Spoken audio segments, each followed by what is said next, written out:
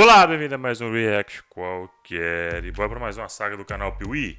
Dessa vez, Saga Cloverfield. Entenda a história dos filmes, parte 1. Vamos ver Cloverfield? Se eu já vi Cloverfield?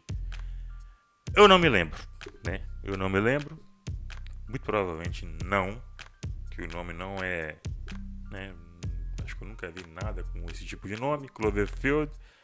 Mas vamos entender a história, né, cara? Vamos ver, talvez a coisa boa, né? Quem sabe aí, né, me desperta a vontade de assistir os filmes. O link original do vídeo tá na descrição, todos os créditos pro canal Piuí, né? Canal dos caras, brabo de review de filmes, que conta histórias de franquias, né? Faz sagas, canal sensacional, muito bom. Curto demais, então chega lá, conhece. Tá na tela minhas redes sociais, me segue lá no Instagram principalmente. Eu tentei voltar pro Twitter, mais o Twitter, né? É o Twitter, né? É o X agora, mas nossa. Só de entrar assim fica assim, ó, naquele lugar. Canseira de tanto bortil, né? Então vai no Instagram que é mais tranquilo, né? Eu sempre posto uns memezinhos lá no History, né? Stories. Deixou o like, se inscreveu? Não, pô, ajuda nós, deixa o like, se inscreve, né? Tamo rumo aí a 6.000 inscritos, então capricha aí, pô, aquele likezão, aquela inscrição legal. E você que já é inscrito, né? O vídeo pode ter chegado pra você, mas verifique aí se você está inscrito, viu? Porque, então, ó, catando inscrição. Então, vê se você ainda tá inscrito aí, né, onde se inscreve. Se tiver inscrito, inscreva-se, sinto muito, mas ainda bem que é de graça. Dá para você ir lá, clicar de novo e se inscrever, né, e ajudar o canal a bater a meta aí. Olá pessoas, eu sou o Léo. Olá. Eu sou o Miguel. E esse é o canal Piuí. Aqui no Piuí já falamos de sagas de todos os tipos. Sagas com poucos filmes, sagas com muitos filmes, saga que só tem filme ruim, saga que só tem filme bom. Só que hoje vamos falar de uma saga de filmes que não tem nada a ver um com o outro.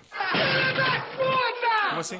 Cadê a saga Senhor dos Anéis? E isso nunca aconteceu aqui. Assim, se a gente for parar pra pensar, os filmes têm sim a ver um com o outro. Porém, muitas pessoas não entendem essa conexão. E é exatamente sobre isso que a gente vai falar hoje aqui, trazendo o enredo de todos os filmes da saga Cloverfield, algumas curiosidades e, claro, dando a nossa opinião sobre tudo isso. Então, apague as luzes do seu quarto, São só abra 3 uma filmes, planilha então de vai dar pra Excel, ver tudo nesse porque agora vídeo. a gente vai fazer a conexão e falar sobre a saga Cloverfield aqui no canal Piuí. A saga Cloverfield é confusa, mas dá pra entender. Agora você, que assiste vídeo do canal Piuí e não aperta no like, eu não entendo isso. Não dá pra entender mesmo não, pessoal que não deixa like.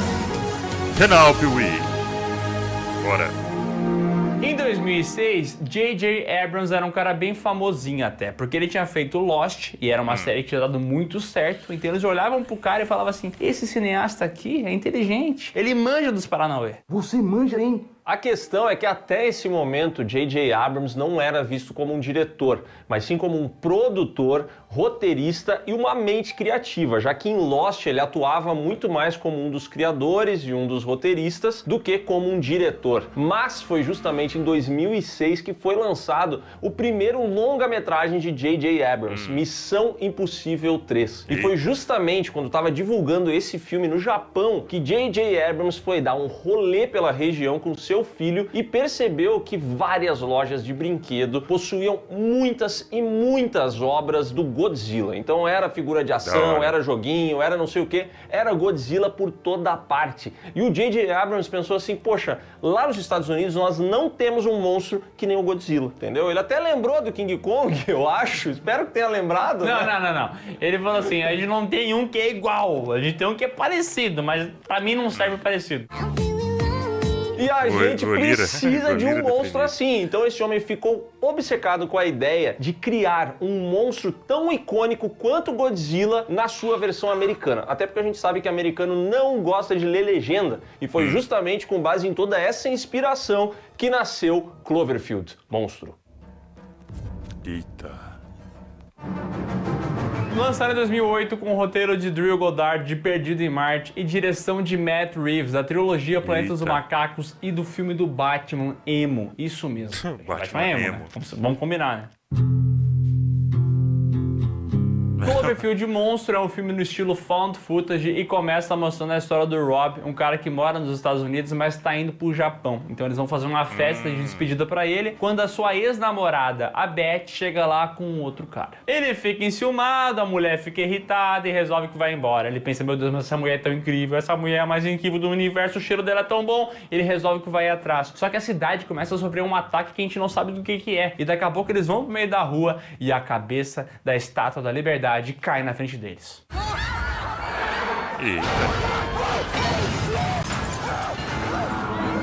O início desse filme segue bem esse padrão found footage aí, né? Dessas gravações encontradas que a gente vai acompanhar um monte de personagens tendo diálogos desinteressantes, vivendo situações que a gente tem um pouco de dificuldade de se envolver e chega um momento em que parece que esse filme não vai dar em nada, entendeu? Porque são 15, 20 minutos dessa galera papeando. O fulaninho era meu namorado, porque a ciclaninha eu amava ela, Só que de repente, quando eles estão nessa festa e começam a acontecer esses terremotos, e aí eles sobem lá no prédio e começam a ver uma certa destruição e principalmente no momento que eles vão pra rua e é arremessada aquela cabeça da Estátua da Liberdade, aí a gente já percebe que é um filme diferenciado, porque é só começar esse ataque pra gente sentir a aflição do momento, entendeu? O filme realmente consegue transmitir pra gente o desespero daquela situação. Mas assim, de verdade, esse início aqui pode espantar algumas pessoas, porque parece aqueles curtas xixelentos que tem em alguns VHS da vida, que é um monte de papo de jovem, mas conversa super chata, ninguém tá nem aí pra isso. Felizmente, como o Léo falou, são só 20 minutinhos. Porque depois quando o filme começa, aí, meu amigão, é até o final sem parar. E eu gosto muito que o Matt Reeves não precisa mostrar muito. Ele vai cadenciando as coisas. Então, nesse início do filme, o pessoal vai lá pra cima do prédio e vão ter só alguns relances. Uma explosão aqui, uma explosão ali. Aí eles descem, tem a Estátua da Liberdade. Aliás, uma cena muito boa, que ele disse ter se baseado lá no pôster de Fuga de Nova York, que tem justamente a cabeça da estátua e tal. E esse caos, ele vai crescendo, mas a gente não sabe o que tá acontecendo. A gente sabe que é um monstro porque tá no título do filme. Porra. E por quê? No início do vídeo tu falou que eles queriam fazer um Godzilla americano. Aí eu entreguei, né? Droga! E aí? No meio do desespero, o Rob, o seu irmão Trevor, sua cunhada Lily e o câmera Rudd, que é interpretado por aquele ator, o T.J. Miller, que tá no Deadpool, sabe? Ele é meio engraçadinho aqui. Ela não se importa se... Ui. Gostou do que viu? Não. E até a paquera dele ali, a Marlena, resolvem sair daquela situação, então eles começam a passar pela cidade. Só que é aquela treta, né? Tá tendo um monte de explosão, eles não sabem pra onde ir, eles vão pro metrô, saem do metrô, é uma situação desgraçada. Aí o filme começa a mostrar um pouco mais o que tá atacando eles. Porque poderia ser um terremoto, poderiam ser os russos, mas como o Léo entregou no início desse vídeo, o que é? É um monstro. Tá saindo da jaula o monstro, pô! Mas eles vão descobrindo isso aos poucos, porque no que eles começam a desvendar essa cidade, eles começam a ver uma grande catástrofe, sem saber o que tá acontecendo. O que dá pra notar é que já tá tudo virado em pó, a cidade tá de cabeça pra baixo e a polícia, as autoridades já começam a direcionar o pessoal pra fora de Nova York, dizer pra eles, peguem ali a ponte, vamos a caminho do Brooklyn, vamos sair dessa região aqui, entendeu? Só que quando eles estão indo ao Brooklyn e passando ali por aquela ponte, aí sim eles vão sofrer o primeiro ataque realmente desse monstro, dessa criatura que vai derrubar a ponte e matar o Trevor, o irmão do Rob. Eita. E aí o pessoal tem que dar meia volta, sair dali, eles vão parar dentro de uma loja de eletrônicos e ali dentro sim eles vão ver uma reportagem na TV mostrando uma criatura gigantesca destruindo Nova York. E nesse momento, pro azar dessas pessoas todas, o Rob recebe uma mensagem da Beth, a ex-namorada dele. E aí, meu irmão, quando ele recebe essa mensagem, ele esquece que perdeu o irmão, ele esquece que o mundo tá acabando, ele esquece que é ex-namorada, ele só pensa, é ex-namorada? Mas pode virar a atual. Então ele não tá nem aí, ele vai com tudo pra salvar essa mulher. Sabe onde deve estar tua ex agora? Mamando. O problema é que a Beth está no centro da cidade, justamente onde o monstro tá destruindo tudo. E o que ele pensa sobre isso? Dane-se, tô indo pra lá. E os amigos, eles vão juntos. Isso que é amizade, hein? Isso que é burrice, né? Isso, porra, é uma família. 「Apesar de ser um found footage, o Cloverfield sabe medir muito bem o momento de mostrar as coisas ou de não mostrar e consegue criar uma tensão muito grande na gente. Uma outra coisa interessante sobre esse filme aqui é que, por mais que ele seja um found footage, ele vai ter trilha sonora, que é uma coisa que geralmente eles não colocam nos filmes, né? Eles colocam ali só o som ambiente das coisas e tudo mais. Mas aqui tem trilha sonora e esse filme tem um ritmo muito bom. Aliás, ainda é um filme bem curtinho, tá? Tem tipo 1h18. Depois que tem todo aquele papo de jovem, eles resolvem que vão salvar a namoradinha do Rob. Aí, meu, é um pega pra capar que não para mais. Não para não! É 1 hora de tensão crescente. A tensão, ela vai crescendo e evoluindo de uma maneira tão exponencial que quando o monstro finalmente aparece, a gente nem se importa com a aparência extremamente genérica que ele tem, tá? Porque se o objetivo era fazer o Godzilla americano, deu errado. É um monstro extremamente genérico. No entanto, o que a gente teme aqui não é a aparência do monstro, é a ameaça como um todo, entendeu? É uma construção muito boa. É diferente de assistir a um filme da Freira, onde você teme a figura e não a ameaça. Aqui a gente teme o que pode acontecer com os personagens e com a cidade. Hobbit e seus amigos tentam fugir pela cidade, só que daí aparece o exército americano, começa a dar tiro no monstro, tem um monte de explosão e eles são obrigados a fugir pelos túneis do metrô. Então eles começam a fazer isso, aí felizmente essa câmera tinha visão noturna, né, ainda bem. Eles vão se guiando, só que daí do nada são atacados por criaturas menores, quase como se fossem carrapatos daquele monstro. A Marlena acaba sendo mordida e ela começa a ficar zoada.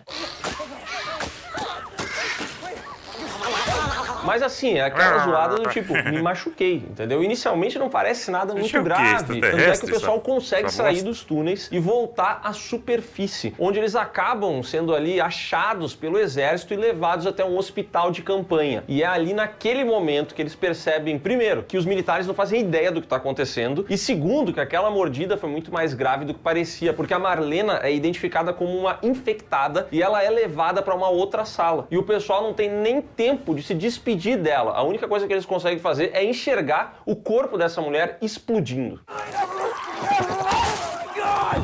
Os militares não fazem ideia do que está acontecendo, mas eles sabem que se eles não conseguirem controlar a situação naquela região, o governo vai destruir Manhattan inteira. E aí o Homem-Aranha vai junto. Não!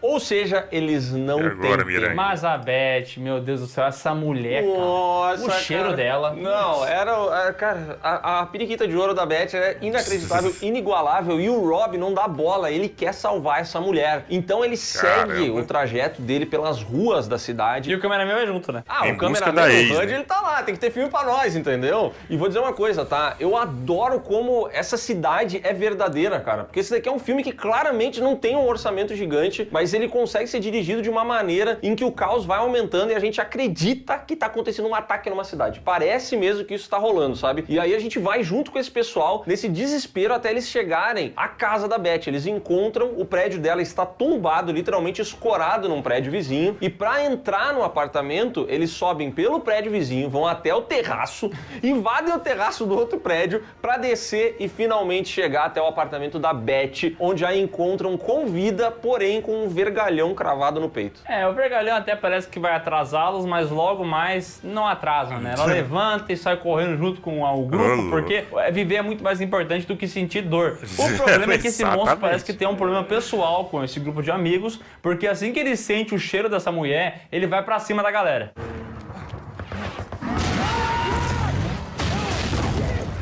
Mas eles conseguem fugir, vão até um helicóptero, levantam um voo e vão escapar. E aí quando o helicóptero tá no ar, a gente consegue ver o monstro com mais exatidão, a gente vê ele de cima com alguns detalhes e mostra que esse bicho é desgraçado. Ele tá batendo tudo, quebrando prédio, ele leva um monte de míssil nas costas, a gente acha que ele vai morrer, mas não é o que acontece. Ele levanta e dá um peteleco no helicóptero.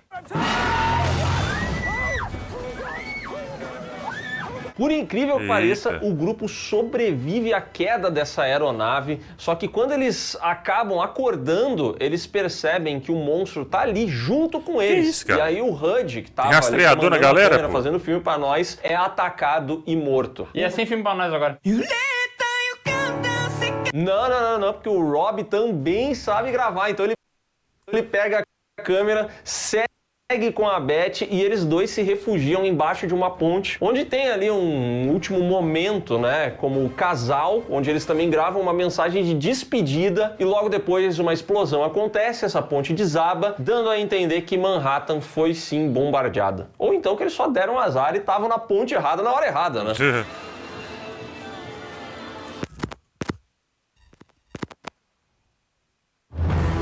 Cloverfield, o monstro, custou 25 milhões e faturou 172. Então fez um certo sucesso. Faturou e boa bem. parte desse sucesso se dá pela estratégia de marketing do filme, que utilizou uma divulgação meio diferente, com alguns Faturou virais na legal. internet, com alguns perfis do MySpace divulgando o filme. E quando teve o trailer, eles nem colocaram o nome do filme, nem colocaram nada. Só aquela ceninha lá da cabeça da Estátua da Liberdade. Então muita gente ficou curioso pra assistir o filme. E quando chegou no cinema, viu um filme que é muito bem feito. É um found footage curtinho, Legal. mas ele é muito dinâmico. O início é um pouco lento, obviamente, no mas cinema, depois no que cinema engana, meu deve ter amigo, não ficado para legal. mais. Eu adoro esse filme, cara. Um found footage muito bom. Já mostra aqui como o Matt Reeves é um diretor diferenciado, porque ele realmente consegue fazer um filme que a escala desse filme, se ele fosse um gráfico, seria assim, ó. Porque ele não para de subir, a tensão vai crescendo o tempo inteiro e é um filme dinâmico, é um filme que realmente consegue construir uma ameaça, mesmo tendo um monstro extremamente genérico, ele consegue construir esse caos na cidade, Aí que assim, sabe? ó, se fosse, na verdade, o monstro de Gosma lá do Caça-Fantasmas, ou se fosse, sei lá, mas não uma fala de onde aranha esse gigante, monstro tanto veio, né? faz o monstro. O legal do filme não é o monstro em si, sim a cidade, do jeito que o impacto acontece. Eles estão no meio da cidade, nas ruas, aí cai um prédio, aí vem um tanque, aí vem um míssil, aí vem um avião. É muita coisa acontecendo ao mesmo tempo, né? E é um desses filmes que também é muito lembrado por conta da campanha que ele teve, né? Então, pô, todos os personagens tinham seu perfil no MySpace. Aí os caras divulgaram o filme depois de muito tempo com esse nome, Cloverfield, que era pra ser alguma coisa tipo Projeto Manhattan, entendeu? Dando a entender que existia alguma conspiração do governo e tudo mais. Na verdade, era só a rua do escritório do J.J. Abrams, né? Mas enfim, tudo isso contribuiu bastante pra que esse filme criasse essa mística de mistério, de conspiração. E o fato de ele não ficar querendo explicar o que é o monstro é maravilhoso, entendeu? É uma ameaça, a gente não sabe o que fazer, precisamos sobreviver. Muito bom. Muito bom. Eu pedi pra Agora, saber de mas onde uma veio o coisa, né? monstro, mas Essa faz campanha de sentido. marketing deles querer fazer uma Não conspiração sabe em de onde volta veio. não faz nem sentido, né? Porque, tipo assim, tu quer fazer a conspiração de um acontecimento isolado no c... dos Estados Unidos, aí beleza. Agora, que conspiração tem no monstro destruindo a cidade de Manhattan? O cara pega, tipo assim, a Estátua da Liberdade, né? Cloverfield foi um sucesso e muita gente queria uma continuação. E o próprio Matt Reeves comentou que isso poderia acontecer, porque assim, a explosão foi muito grande na cidade inteira, então muitas pessoas poderiam ter filmado. Inclusive, quando cai a ponte no primeiro filme aqui, a gente vê um cidadão com uma câmera na mão. Então poderia ser uma outra versão, esse filme poderia se conectar com esse outro e tal, mas não rolou.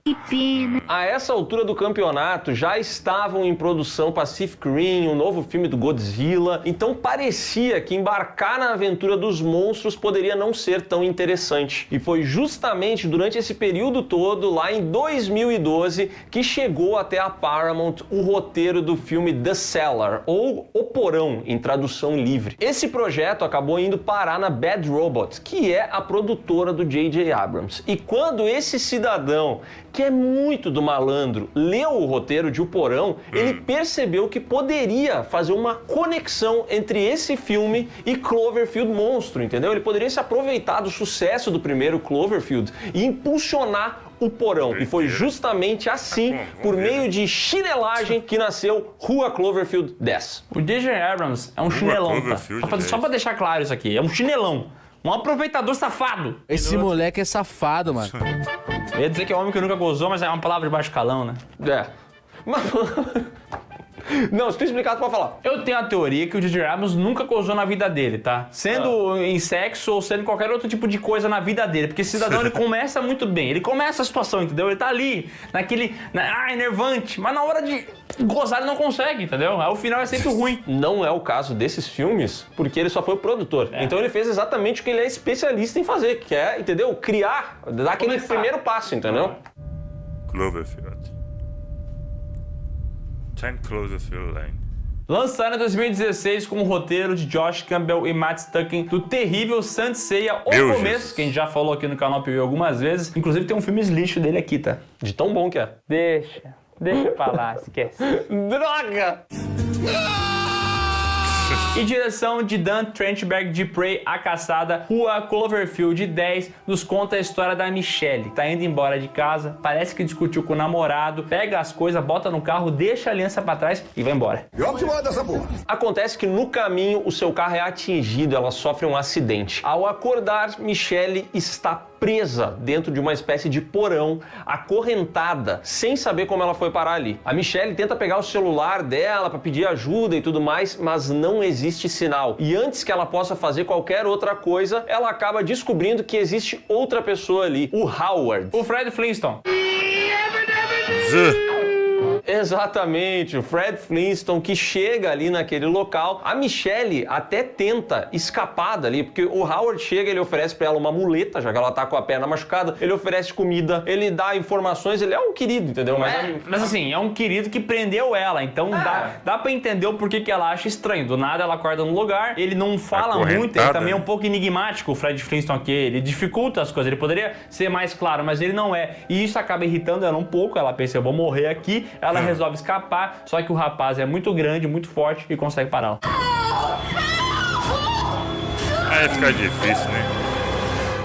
O Howard então ceda ela e quando a Michelle acorda, aí sim ele explica a situação. Ele comenta que encontrou ela na estrada, ela havia se acidentado e ele a levou até o seu bunker. Isso porque a Terra já não é mais a mesma desde quando ela sofreu esse acidente, já que segundo o Howard, o nosso planeta sofreu algum tipo de ataque químico ou nuclear que destruiu praticamente tudo que nós conhecíamos e deixou o ar totalmente contaminado. Então, agora, o único local seguro que ele conhece é aquele bunker. Ele salvou a Michelle. Esqueci, Fred, sinto Mas por que da Quem corrente? reforça a teoria é o tal do Emmett, que era vizinho do Howard e pensou, cara, esse malandro tem um bunker, o mundo tá acabando, vou correr pra lá pra ser salvo por ele. Mas ela não quer nem saber. A Michelle não acredita nesses dois, ela resolve ver por conta própria. Então ela sobe até a região onde tem uma portinha com um vidro e lá ela vê dois porcos mortos, contaminados com o ar lá de fora. E aí ela meio que confirma que realmente lá em cima tá zoado. Mas o que mais chama a atenção da Michelle lá em cima não são nem os porcos, e sim o fato de ela ter visto a caminhonete do Howard, que ela lembra ter sido o carro que a atingiu quando ela sofreu um acidente. Até porque a caminhoneta tá arranhada, meu amigo. Sofreu um acidente ali, será que ele bateu nela de propósito? Talvez eu tenha a cabeça muito ferida.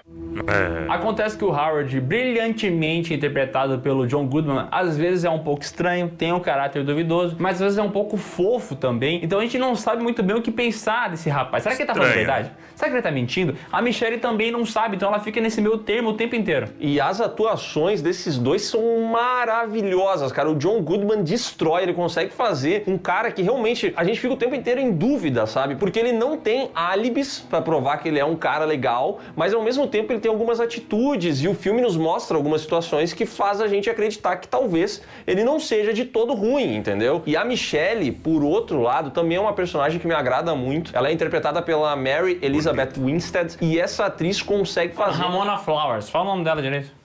Demais, cara. Ramona Flowers. E essa atriz consegue criar aqui uma personagem aliada com o roteiro que a gente percebe que é uma vítima, mas ela nunca é indefesa. Pra mim, ela lembra muito o papel da Sigourney Weaver lá em Alien, sabe? Inicialmente, talvez um pouco mais indefesa, mas conforme a trama vai andando, ela vai ficando cada vez mais ligada na situação. E nunca é de graça, entendeu? Essa inteligência dela não surge quando o filme precisa só. Não, desde o início mostra que ela tem habilidade, ela bota fogo lá na tubulação pra poder escapar, mostra que ela tem habilidades manuais. Então, tipo assim, ela não é indefesa, ela é inteligente e se precisar se defender, ela vai conseguir. E pra mim, desde o primeiro momento do filme, quando a gente vê ela saindo de casa, da maneira que ela sai, eu acho que tudo isso é muito condizente com a personagem, sabe? Mostra traços de personalidade que vão se refletir em tudo que vai acontecer aqui. Ela é demais. Mas a Michelle precisa testar realmente para descobrir se o que o cara tá falando é verdade. Então ela percebe que ele é um pouco estranho e aparentemente tem ciúmes dela. Então, ali no jantar, ela acaba passando a mãozinha ali no Emmett, faz um carinho. Isso deixa o John Goodman brabo. Então ele vai lá, começa a gritar, começa a falar um monte de coisa. E ela aproveita isso para dar uma garrafada na cabeça do cara e pegar a chave e correr para cima. Toma. Caralho.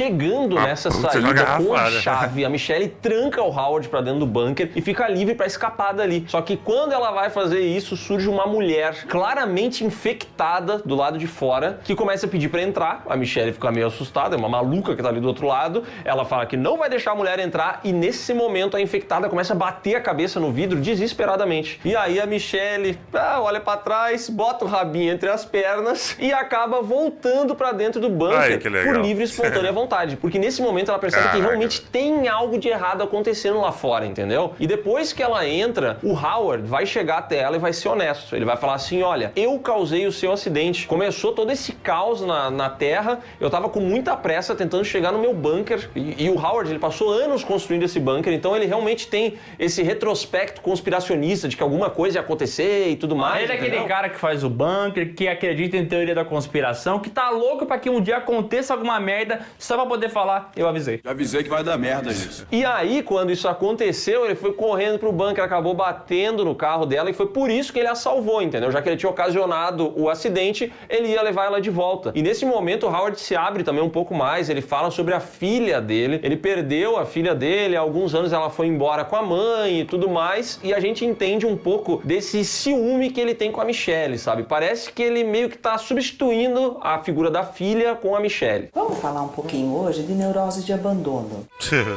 Eu adoro como o roteiro desse filme trabalha a possibilidade dele ser ou não ser um psicopata. Porque, tipo assim, ele é muito estranho e ele é claramente muito suspeito. Mas sempre que a gente tem uma desconfiança, sempre que a gente fala, bom, esse cara então é um mentiroso, o filme vem com um argumento pra mostrar que talvez ele esteja certo. E aí a gente fica naquele meio tempo sem saber, porque ele é estranho, mas o que ele tá falando pode ser verdade também. E o momento em que, por exemplo, ele chega e assume que ocasionou o acidente, né, e dá esses motivos, a gente fica tipo, poxa, faz sentido, entendeu? Isso faz sentido. E esse filme, ele tá sempre brincando com essa ideia das possibilidades e é uma das coisas que eu mais gosto, assim, porque no primeiro filme a gente tinha certeza que era um monstro. Até porque eu falei no início do vídeo que era um monstro. E até porque o nome do filme é Cloverfield, monstro. Então a gente sabe que existe um monstro, mas aqui a gente não faz ideia se existe um ataque, se é alienígena, se realmente o ar tá poluído ou não, o que tá acontecendo, entendeu? Ele é um filme que deixa as possibilidades muito abertas durante todo esse tempo de rodagem. Aí você vai falar, mas é uma continuação de Cloverfield, é claro que vai ter alguma coisa. Não necessariamente, poderia ser só o nome da rua Cloverfield mesmo, não dá pra saber. Acho que eu concordo com você nesse ponto. Após essa conversa, o filme tem aqueles saltos temporais mostrando que agora eles vivem quase como se fosse uma família. Eles se entendem, ali tem momentos bons, momentos ruins. Eles jogam banco imobiliário juntos, porque quando o mundo acabar, eles vão poder jogar banco imobiliário em 2 e não tem problema que a partida vai durar 8 horas, entendeu? Sim, porque tá de boa, entendeu? Não tem mais o que fazer. Só que num certo dia, a nossa querida Ramona Flores precisa ajudar ali, porque teve um problema na ventilação. Então ela é a única que consegue passar pelos dutos. Ela faz isso, chega num local onde tem uma clarabóia e uma escada. Ela resolve subir pra dar uma olhadinha, ela vê aquele céu lindo, ela pensa, cara, que bonito. Quando ela sobe, ela percebe que foi arranhado um pedido de socorro. E no chão, embaixo da escada, tem um brinco. E esse brinco ela reconhece como o brinco da suposta filha do Howard. Mais uma vez, o filme dá aquela brincada com a gente, faz a gente perceber que tem algo de errado e a Michelle também percebe isso. Então ela arruma o sistema de ventilação, volta pra lá, mas não comenta nada, finge que tá tudo certo, até que ela chama o Emmett num cantinho e fala, olha, eu encontrei esse brinco aqui, ele pertence à filha do Howard e tudo mais, só que o Emmett percebe que aquela garota não é a filha do Howard, mas sim uma vizinha deles que havia desaparecido há algum tempo, dando a entender que o Howard, na verdade, sequestrou a garota. Eita, nós! Sabendo disso, eles pensam, bom, então tá acontecendo quase a mesma coisa com a gente também tá sequestrado e esse cara não é nem um pouco confiável. Então vamos fazer um plano de escapar desse local, mas para isso a gente vai ter que fazer uma roupa para poder sobreviver àquele oxigênio que tá poluído lá de fora, tá contaminado. Então eles começam a fazer essa produção do equipamento para sair, só que o Howard não pode ver isso, então eles têm que fazer na surdina. E aquilo que o Miguel falou de como esse roteiro introduz as coisas anteriormente, a essa altura do campeonato já foi estabelecido que a Michelle tinha uma habilidade como figurinista, então faz sentido essa construção dos trajes antigás e tudo mais, que eles vão fazendo ali na surdina. Mas o Howard não é bobo, e ele percebe, cara. E tem uma cena maravilhosa, que eles estão jogando aquele joguinho do Quem Sou Eu, entendeu? Bota várias características e tem que adivinhar quem que é. E aí o Howard começa a falar, eu vigio vocês o tempo inteiro, eu sei o que vocês fazem, eu sei exatamente o que você fez ontem e tal. E começa a falar ali, o Emmett começa a entender, ih rapaz, ele não tá jogando não, ele adivinhou o que a gente tá fazendo. I know what you're up to. Look, Howard, I don't know what you're getting at. E ele fica desesperado, o Emmett, ele quase que ele dá com a língua nos dentes, mas a Michelle consegue interromper essa situação. É uma cena muito boa, porque ele realmente estava falando que ele era o Papai Noel, então não tem nada a ver com o que o Emmett estava pensando. Mas ele quase entregou o jogo ali, quase entregou a paçoca. Fica quieto, rapaz, cala a boca. E mesmo não tendo entregado, o Howard descobriu. Então quando ele vai falar que eles estão tramando algo, ele não sabe o que é, mas ele sabe que tem algo acontecendo. Aí o Emmett diz assim, olha, quer saber? A culpa é toda minha, eu que tô fazendo essa parada, então assim, deixa ela em paz. E nesse momento o Howard pega uma arma e mete uma bala na testa do Emmett. Eita, rapaz. Cara, mais uma cena maravilhosa, porque o Howard começa a falar sobre o ácido que ele tem ali pra derreter lixo, derreter coisa e tal, e eles ficam meio cabreiros assim, rapaz, eu acho que ele sabe de alguma coisa e tal. E aí ele vai ameaçando, e a gente acha, bom, ele já adivinhou o que vai acontecer, ele vai matar o Emmett ali botando no ácido, mas não é o que ele faz, ele puxa uma pistola e dá um tiro do nada, e você não espera de maneira alguma que isso vai acontecer. E logo depois ele abraça ela pra mostrar que ele tem esse senso de proteção, né? Ele fala assim, não, ele queria dar em cima de você, ele queria ser que nem eu. E na sequência, ele age com a Michelle como se ele fosse um protetor, entendeu? Então ele vai abraçar ela, vai consolá-la e tudo mais. E pra mim, logo depois disso, vem uma das grandes cenas do filme, porque a Michelle volta lá pro porãozinho dela, rabinho entre as pernas, já quase sem esperança, e o Howard vai lá pra trocar uma ideia com ela. E é nesse momento que, quando ele tá indo embora do quarto, cai um dos parafusos do duto de ventilação. Que a gente já viu ela entrando naquele duto de ventilação, mexendo nele, ela tá escondendo as coisas pra fuga dela, todas no duto de ventilação. E quando o Howard tá saindo, cai um parafuso, ele já se liga que tem alguma coisa acontecendo com esse duto de ventilação, pede pra ela levantar e encontra embaixo da cama dela o traje antigás que ela iria usar pra fugir dali. E nesse momento o Howard percebe que ela vai fugir, começa a perseguir ela por dentro desse bunker, e aí a gente vê o desespero dessa mulher tentando fugir, derrubando estante, fazendo de tudo. Aqui tem uma cena que é muito tensa, porque ele encurrala ela então empurra aquele ácido em cima dele, ele começa o ácido tá com o Emmett lá dentro. Isso aí, e aí já é uma parada grotesca de ver assim, a imagem do Emmett derretendo, só que daí agora a gente vê uma outra imagem grotesca, que é o Howard derretendo. A gente pensa, bom, esse velho vai derreter aqui, ela vai conseguir escapar. E ela, habilidosíssima, consegue pular por cima, vai pelo bunker e tal, só que esse velho não para de ir atrás. You can't run from them. E em paralelo também se iniciou um incêndio ali, porque o ácido corroeu um fio de energia de uma luminária, então essa parada começa a pegar fogo e a Michelle vai indo em direção à saída com seu traje antigás, vai pelos dutos de ventilação sendo atacada pelo Howard, mas ela consegue chegar até a saída. Ela abre a porta e ela vê um mundo comum, de boa, só que ela tá ali com a máscara dela, ela conseguiu escapar daquele cidadão. Então ela vai andando e tal, e daqui a pouco ela vai entrar na caminhonete e acaba rasgando o tecido ali na perna. Ela fica apavorada, pega a fita, começa a colar e tal, ela pensa, bom, se eu pegar esse ar eu posso morrer. Só que ela escuta um barulho de um pássaro. E ela percebe, pô, se o pássaro consegue respirar, então essa história de ar contaminado é uma mentira. Fui enganada. Ela tira a máscara e consegue respirar normalmente, ou seja, o Howard mentiu. Mas nem tanto, porque o bunker onde ele tá explode. E a partir do momento que acontece essa explosão, uma nave alienígena aparece no local e começa a soltar um gás que realmente seria venenoso, mas ela tem o seu traje. Come on. Mas não é só de gás que vive esses alienígenas. Eles têm uma espécie de cachorro com cara de que começa a atacar ela, mano, e ela sai correndo louca da cabeça no meio daquele milharal, no meio daquela plantação. E é muito assustador, porque esse bicho tem cara de e, porra, quem é que não tem medo de um com dente? Bota uma dentadura no cu e ri pro caralho. Assustador. Fato é que ela se refugia em um carro e aí sim ela é capturada por uma estrutura alienígena gigantesca. Só que a Michelle já foi estabelecida aqui como uma heroína que tá pronta pra atacar. E ali dentro do carro ela vê uma vodka que o Howard fazia e tudo mais. Ela vê um paninho, ela tem fogo, então ela faz um coquetel molotov, joga nessa criatura e consegue derrubar o monstro. Essa mina é braba, tá? Ela cai no chão Molotov, dentro da caminhoneta uma e bomba consegue nuclear. sobreviver. Ela levanta, maluco. vê que o bicho caiu, entra no outro carro e segue o seu rumo. Aí ela chega numa encruzilhada e escuta na rádio que tem duas situações acontecendo. Tem um campo de refugiados e tem um local onde precisam de ajuda para combater os bichos. E como ela já passou por tudo que ela passou, como ela já entendeu que ela não tem que mais fugir, como ela fugiu do namorado lá no início do filme, agora ela quer batalhar. Então ela pega a esquerda e vai pra cima dos bichos. É guerreira.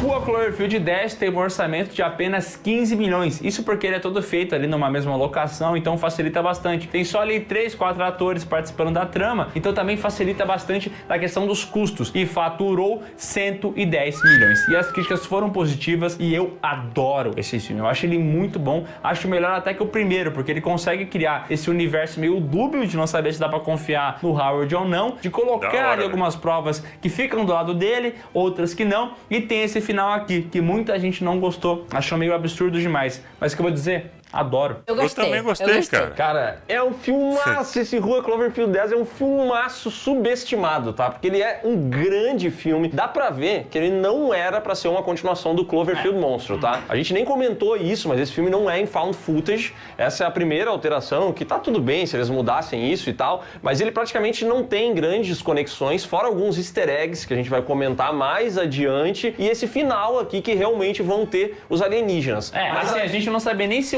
no outro filme era um alienígena, aquele monstrão lá, né? A gente sabia que era um monstro, né? A gente sabia que era um monstro. Como a gente já estabeleceu aqui. É um Cloverfield monstro. Assim, não dava pra entender muito bem naquele primeiro filme onde é que vinha esse monstro, por que ele tava na Terra, o que ele queria fazer. A gente só sabia que era um monstro. E aqui deixa claro que são alienígenas. A conexão óbvia que dá pra fazer é que talvez os alienígenas têm várias formas de atacar os humanos. Pode ser aquele gás tóxico, pode ser as pequenas criaturas que atacam ela no milharal, pode ser um monstrão gigantesco para grandes centros. Então pode ser que é o tipo de ataque que essa civilização alienígena usa, entendeu? Isso pode funcionar. São algumas conexões, mas a gente nem vai entrar muito nelas, porque isso a gente vai guardar para a próxima parte dessa saga, quando a gente vai trazer aqui o Paradoxo Cloverfield e também um outro filme que dizem que faria parte desse universo, mas acabou não fazendo, e a gente aí sim vai entrar nas conexões dessa saga que conseguiu fazer a façanha de ter 3 filmes que não tem nada a ver um com o outro. E 2 deles são muito bons. O terceiro já vi que vai ser horrível. Então é isso, pessoal. Se você gostou desse vídeo, dá um like aqui embaixo, se inscreve no canal, marca o sininho e comenta. Você gosta de Cloverfield Monstro? Você gosta de Rua Cloverfield 10? Ou é uma daquelas pessoas que fala... Esse final é muito forçado. Será que você percebeu que era um monstro em Cloverfield Monstro? Deixa aqui seu comentário e não se esquece de conferir os links aqui da descrição do vídeo para você ir lá nas nossas redes sociais, assistir as lives do Miguel e ouvir o PeeWeeCast, o podcast do canal Piuí, que é muito bom, tá? E como diz o título, é um podcast. Não, é um PeeWeeCast. Cara, muito legal, muito legal. Sabe o que me veio em mente? American Horror Stories, né? Um universo totalmente esquisitão e cada temporada é um bagulho diferente, tá ligado? Mas tem meio que um arzinho de igualdade. Velho, muito bom, cara, gostei. Tá aí na lista aí, nos filmes que eu posso ver, né? O 1 e o 2, Cloverfield Monstro, ou a 10, como é que é? Cloverfield 10... Como é que é o nome do filme? Rua 10 Cloverfield, uma coisa assim. Velho, bom, curti. Vai na lista aí pra mim ver. De filmes que eu não vi ainda. O link original do vídeo tá na descrição. Videozaço do canal Piuí, né? Tá aí na descrição. O link original, chega lá, conhece o canal dos caras. Tem várias outras sagas. Brabo demais. Eles mandam muito bem. Tá na tela aí as minhas redes sociais, ó. Me segue. Vai no Instagram, porque no Twitter, se quiser me seguir no Twitter também pode seguir. Mas não tô muito lá no Twitter não, viu? Twitter, curtiu, a gente cansa só de entrar. Então, né, segue lá pra ficar por dentro. Deixou o like, se inscreveu? Não? Pô. Aí tu me complica. Deixa o like, velho. Se inscreve. Você que já é inscrito de longa data, verifica a inscrição. Vê se tá tudo certo, se tá tudo legal. Entendeu? Com a sua inscrição aí, porque cada inscrição vale muito a pena, né, pra gente bater a meta. Então, capricha aí, dá uma olhada. É só levantar a tela aí, ó. No celular é só arrastar o dedo pra cima assim, ó, que você vai ver se você tá inscrito ou não. É isso, vou ficando por aqui. Até o próximo react. Valeu! Tchau.